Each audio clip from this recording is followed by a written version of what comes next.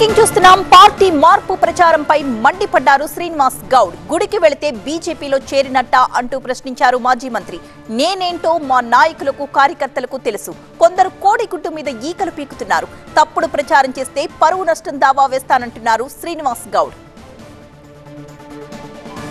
శ్రీనివాస్ గౌడ్ బీజేపీకి టచ్ లోకి వెళ్లారని జోరుగా ప్రచారం జరుగుతున్న నేపథ్యంలో ఆ వ్యాఖ్యల్ని ఖండిస్తున్నారు శ్రీనివాస్ గౌడ్. త్వరలోనే పార్టీ మార్పు ఖాయం అంటూ వార్తలు పుట్టుకొచ్చాయి. అయితే పుట్టినరోజు నాడు రాముని గుడికి వెళితే తప్పుడు ప్రచారం చేస్తున్నారంటూ ఆరోపించారు మాజీ మంత్రి శ్రీనివాస్ గౌడ్.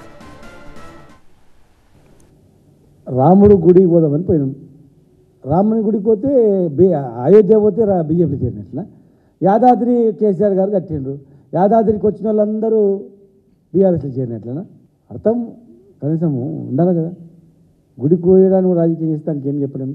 మా కాన్స్టిట్యూన్సీలో మా జిల్లాలో కొందరు డబ్బులకు కొనుక్కుంటున్నారు, కొందరు భయపెట్టి లొంగ తీసుకుంటున్నారు.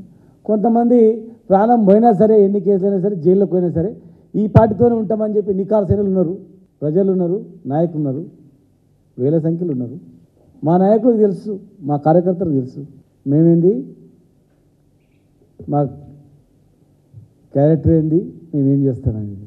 గుడికి పోయిందని బర్త్డే గుడికి పోయి మొక్కితే కూడా బీజేపీలోకి పోయినంటే ఒక ఆయన ఇంకొక ఆయన ఇంకోలాక కోడిగుడ్డు మీద ఈకలు ఇస్తే నేను ఏం సమాధానం చెప్తా చెప్పు బ్రదర్?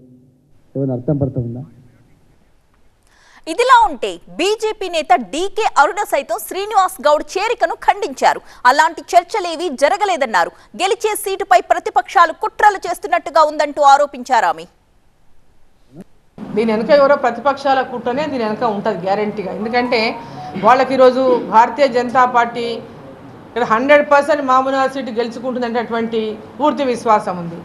దాంట్లో కావాలని ఇక్కడ ఏదో డిస్టర్బెన్స్ చేయాలని ప్రతిపక్ష పార్టీలే కుట్రబన్ని ఇటువంటి ప్రచారాన్ని ఈరోజు ఇక్కడ చేస్తూ ఉన్నటువంటిది చాలా స్పష్టంగా అర్థమవుతా ఉంది. అటువంటి ఆలోచన లేదు, దాంట్లో ఎలాంటి వాస్తవం కూడా లేదు. అలాంటి సమాచారం ఉంటే నాకు తెలుస్తుంది కదా.